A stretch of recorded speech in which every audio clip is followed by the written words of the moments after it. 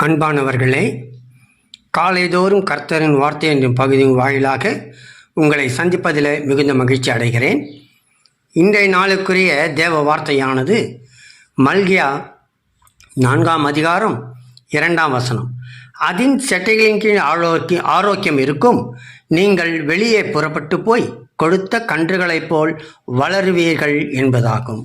இயேசுவின் செட்டைகளின் நிழலிலே வருகின்றவர்களுக்கு ஆரோக்கியத்தை தந்து புறப்பட்டு போய் கொடுத்த கன்றுகளைப் போய் வளரச் செய்கிற தேவனை நாம் பார்க்கிறோம்.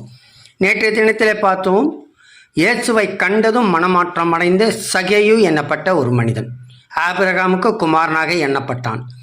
இன்றைய நாளிலே இயேசுவின் செயலை கண்டதும் மனமாற்றம் அடைந்த மத்தேயு குறித்து பார்க்க போகிறோம்.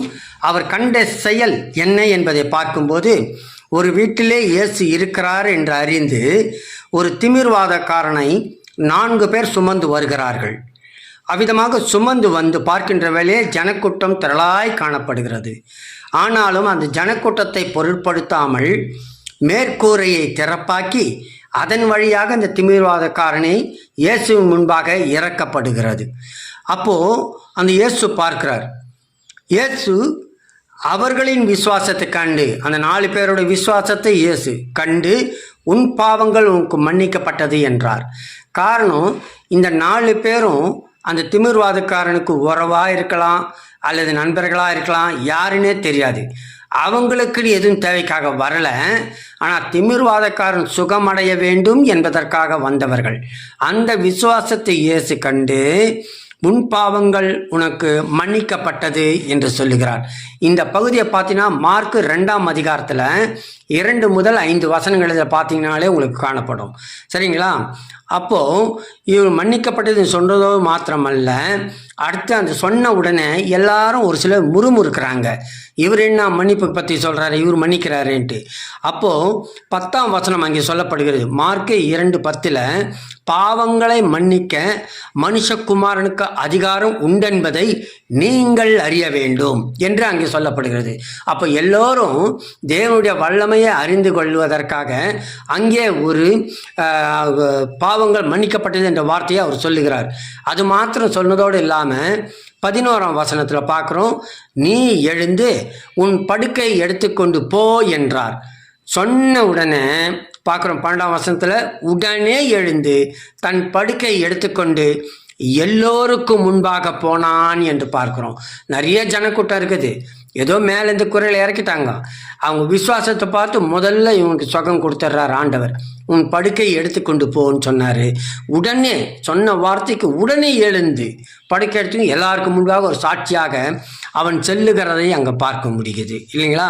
அதோடு இல்லாமல் அவர் புறப்பட்டு வரும்போது 14ஆம் வசனம் பார்க்குது, அல்பேயும் குமாரனாகிய லேயு ஆயத்துறையில் உட்கார்ந்திருக்கிறதை கண்டு எனக்கு பின் சென்று வா என்றார். அவன் எழுந்து அவருக்கு பின் சென்றான். இந்த லேவி என்பவன் யார் என்று பார்க்கும்போது மத்தேயுக்கு தான் மறுபெயர் லேவி என்பதாக காணப்படுகிறது.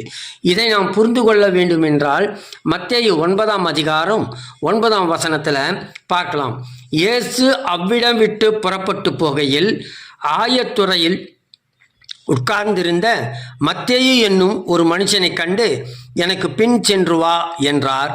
அவன் எழுந்து அவருக்கு பின் சென்றான். ஒன்றுமே சொல்லலைங்க, எனக்கு பின் சென்று வான்னு தான் சொன்னார் மத்தேயுவை. உடனே அவனை எழுந்து அவருக்கு பின்னாடி போயிட்டான். மத்தேயு ஒரு மனமாற்றம். எதை?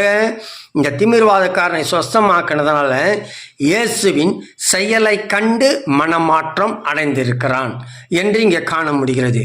ஏன் அவன் மனமாற்றம் இந்த செயலை கண்டு அடைந்தான் பார்த்தீங்கன்னாக்கா, இவன் ஆயத்துறையில் இருந்தது போலவே அந்த திமிர்வாதக்காரனும் ஏற்கனவே ஆயத்துறையில் பணி செய்தவன்.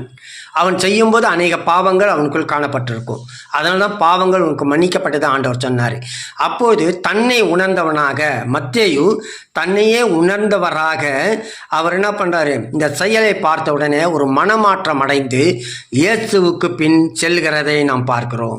அவ்விதமாக நம்முடைய குடும்ப வாழ்க்கையிலும் கூட தேவன் நமக்கு முன்மாதிரியாக பக்கத்தில் இருக்கிறவங்களோ அல்லது நமக்கு தெரிஞ்சவங்க மூலமாகவோ ஒரு செயலை செய்திருக்கக்கூடும், ஒரு அற்புதத்தை செய்து செய்திருக்கக்கூடும். அதை கண்டு நாம் எவ்வாறாக மனம் மாறி இருக்கிறோம் என்பதை நம்மை நாமே ஆராய்ந்து பார்ப்போம். தேவன் நம் அனைவரையும் ஆசீர்வதிப்பாராக. ஆமேன், ஆமேன்.